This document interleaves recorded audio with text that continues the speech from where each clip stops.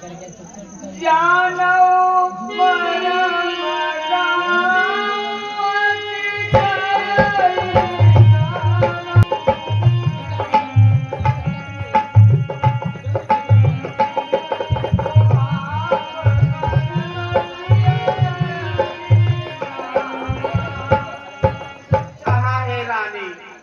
बस इतनी सी बात पर और तुम नाराज होकर के इस तरीके से कोप भवन में आ गई।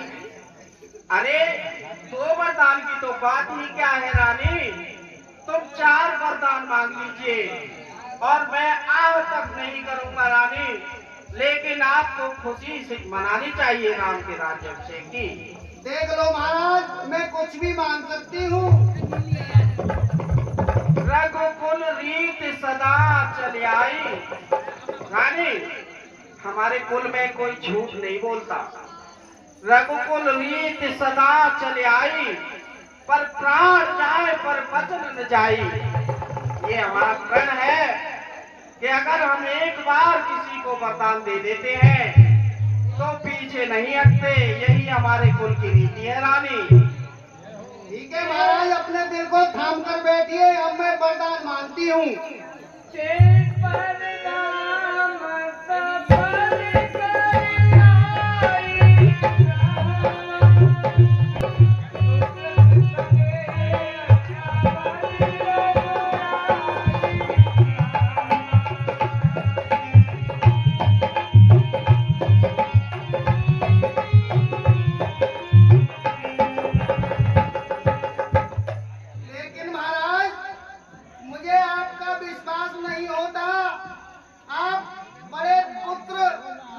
सौगंध खा करके कीजिए कि जो मैं मांगूंगी आप मुझे देंगे।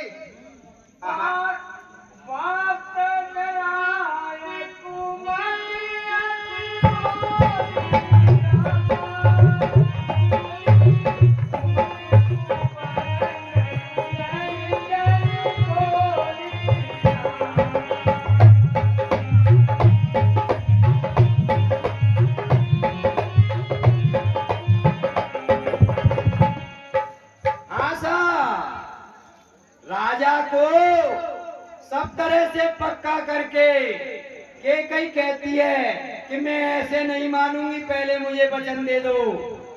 मुझे कोई विश्वास नहीं है।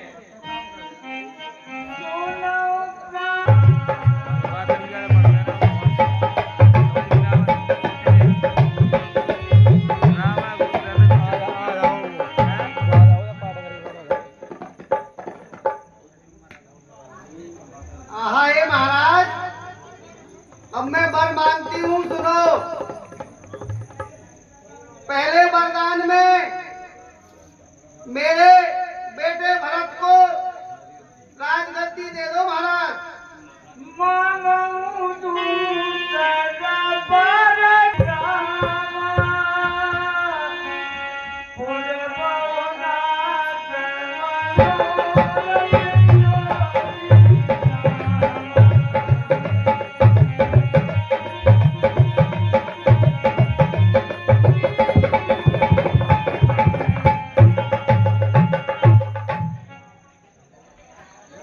और हे महाराज, दूसरा वरदान मैं हाथ जोड़ करके मांगती हूँ कि राम को 14 वर्ष का वनवास दे दीजिए प्रभु।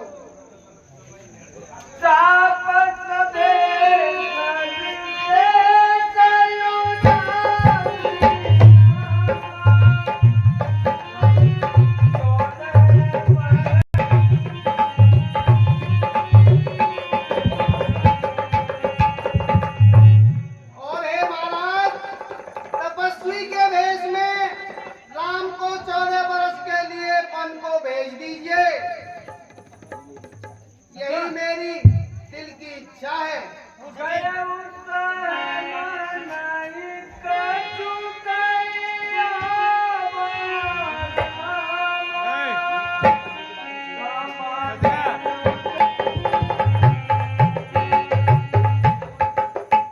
हाँ साहब, जब कैकेयी के इस प्रकार के वचन सुने कि रामचंद्र जी को तपस्वी के वेश में 14 वर्ष के लिए वनवास भेज दो तो राजा दशरथ जी सहम जाते हैं, दुखी हो जाते हैं भैया। हाँ भैया, कुछ दान आया है सो अभी हमारे सामने बोलने देते हैं। दशरथ जी के पाठ पे खुश होकर 51 रुपए विनोद भैया कबाड़े वाले अपनी खुशी से देते हैं और 10 रुपए आंसू प्रधान रामलीला कमेटी इनको बार बार धन्यवाद देती है भैया।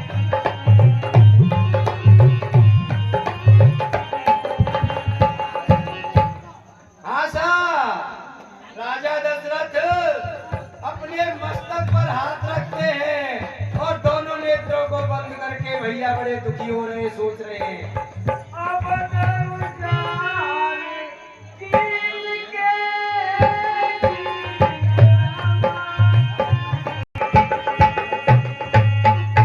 हाँ साहब, राजा दशरथ जी सोचते हैं कि न मालूम आगे क्या होने जा रहा है, क्योंकि विपत्ति के बीज बो गए भैया।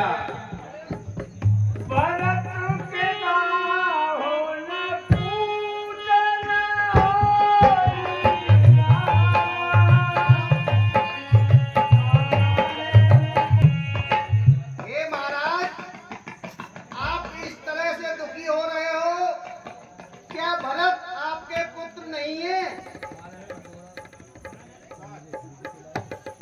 क्या उन्हें कहीं से खरीद करके लाए थे?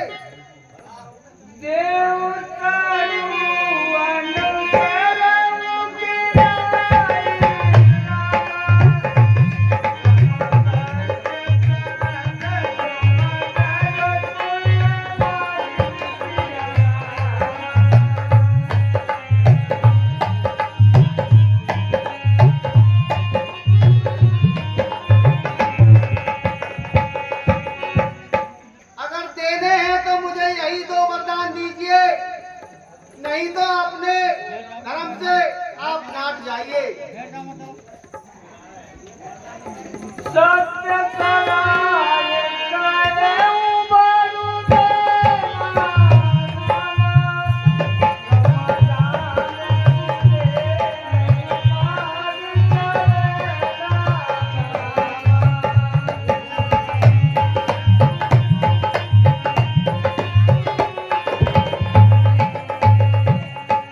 और हे महाराज, क्या आपने ये सोचा था कि मेरी रानी चवेना मांगेगी जो मैं मुट्ठी भर करके दे दूंगा?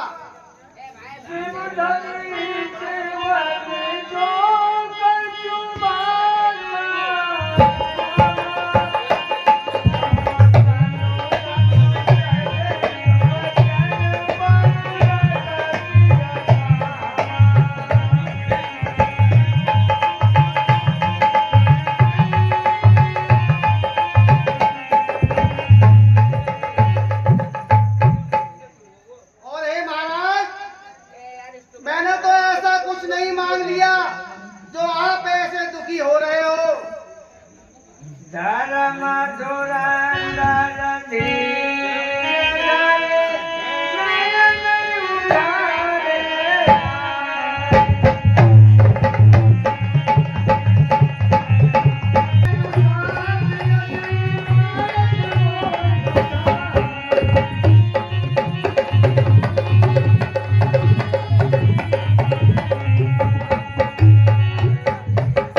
हाँ साहब, बड़ा धैर्य धारण करके अपने नेत्रों को खोला और इस तरह से कहने लगे। हाँ ये रानी, तुमने ऐसे कटुक वचन कह करके तुमने मेरे दिल को इतना दुखी कर दिया है। अरे पगली, अरे मैंने तो छोटे बड़े का हिसाब देख करके सोच करके कि राम सबसे बड़े बेटा है, उसको राज्य अभिषेक अवश्य होना चाहिए प्रिय। लेकिन मैंने भरत और राम और शत्रुघ्न लक्ष्मण को कब अलग समझा था? वो तो मेरे चारों महाप्रिय बेटे हैं। तुमने ये कैसे सोच लिया कि मैं भरत को राजगद्दी नहीं देता? लेकिन आप खुद समझदार हो, मैंने तो छोटे बड़े का हिसाब देख करके कहा है। रेत पावे हरे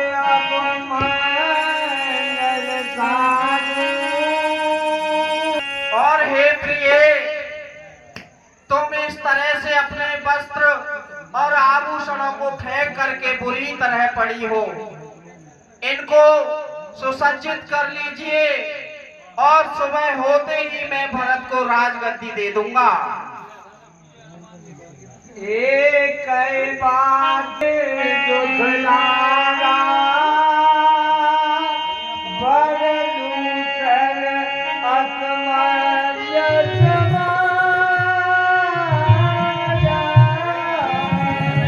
और हे प्रिय, मेरे दिल में एक ही दुख है, असमंजस भी यही है कि तुमने ये छोटी बात कैसे सोच ली कि मैं भरत और राम को अंतर समझता हूँ। आपने थोड़ी ही देर में जरा सी बात कह दी कि राम को वनवास दे दीजिए, राम को वनवास दे दीजिए। इसलिए मेरी समझ में नहीं आ रहा है कि ये तुम्हें क्या हो गया है प्रिय। करऊ करऊ के न को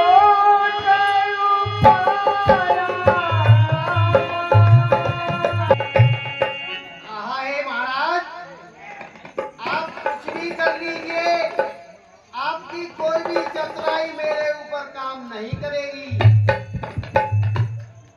हो तब प्राप्त मुनि भेद धरि जोन नाम बनता।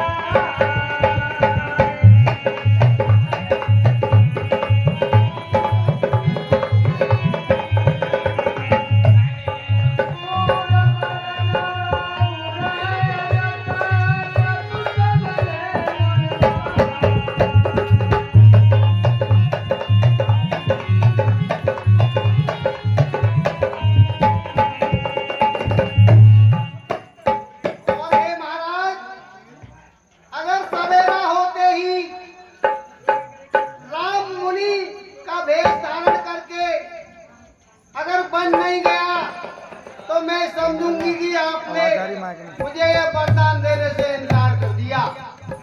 माग मातया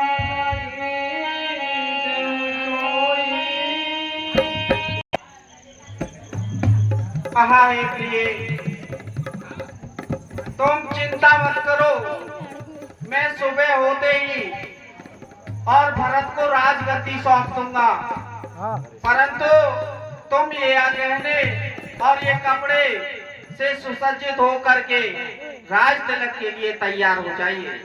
देखी और हे रानी, सब कुछ भूल जाइए, सब कुछ मंजूर है मुझे, लेकिन हे प्रिय, राम को बन जाने के लिए मत कहिए, ये तो मेरे दिल का टुकड़ा है प्रिय।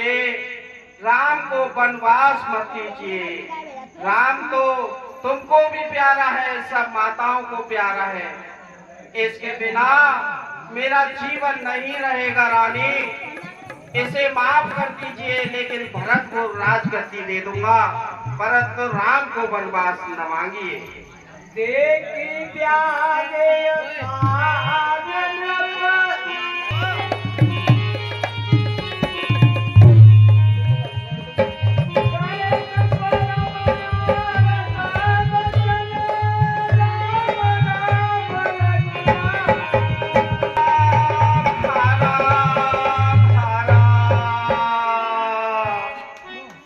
हाँ भैया, जब राजा ने ये जान लिया कि ये रोग ऐसा है इसकी कोई दवा नहीं हो सकती, तो हाराम हाराम करते हुए मूर्छित होकर पृथ्वी पर गिरे भैया।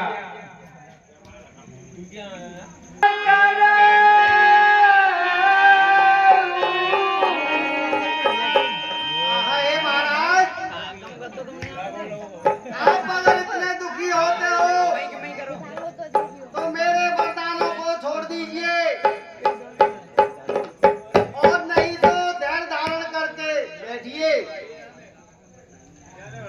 परम वचन आहा हे प्रिय, प्रिय, इसमें न तेरा और न किसी का दोष नहीं है।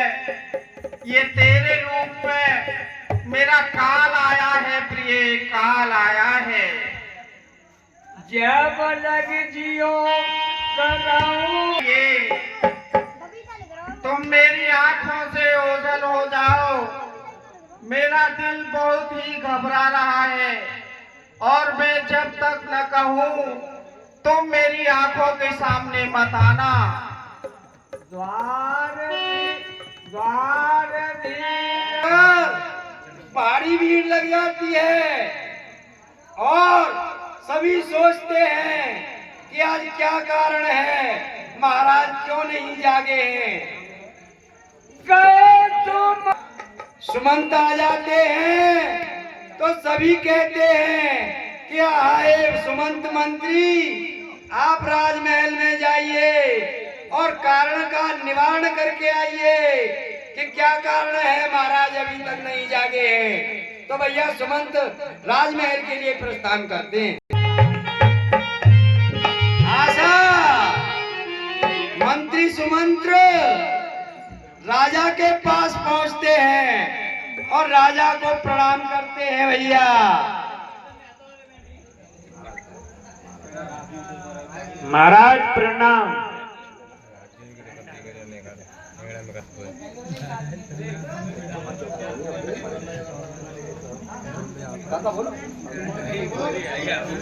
राम तेरा आहा हे सुमंत, राजा को सारी रात राम हा राम कह करके बीती है। इसका कारण तो जगदीश्वर ही जानता है।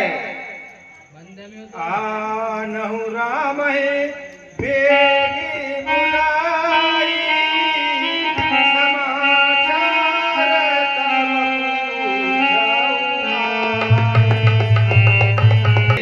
तब आकर के कारण पूछना, राजा उन्हीं को बताएंगे। चले सुमंत राह रुक जानी, लखी कुचाल कुछ चाल है। करुणामय मृदु राम सुभाऊ, प्रथम दीक दुख सुनाई और रामचंद्र जी तो सभी के प्रिय हैं। उन्होंने कभी न किसी को दुख दिया है, न किसी को कड़वा बोले हैं। फिर क्या कारण है इसमें, क्या हो? प्रणाम सुमंत्री।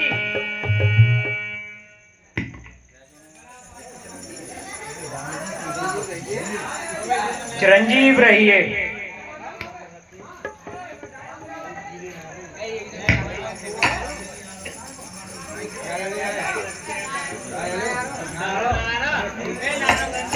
कारण आए आप?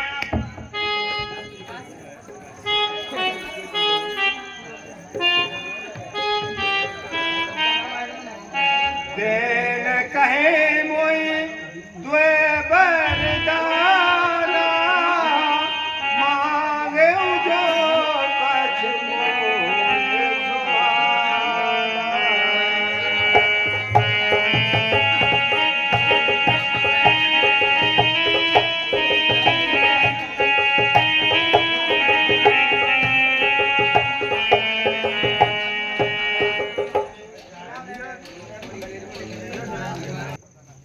आहा हे बेटा राम, तुम्हारे पिताश्री ने मुझे 2 वरदान देने के लिए कहा था। सो समय आने पर मैंने अपनी रुचि के अनुसार जो मेरे दिल को अच्छा लगा वही मांगा। बस यही थोड़ा सा कारण है और आगे मुझे कोई पता नहीं। आप स्वयं पूछ सकते हो।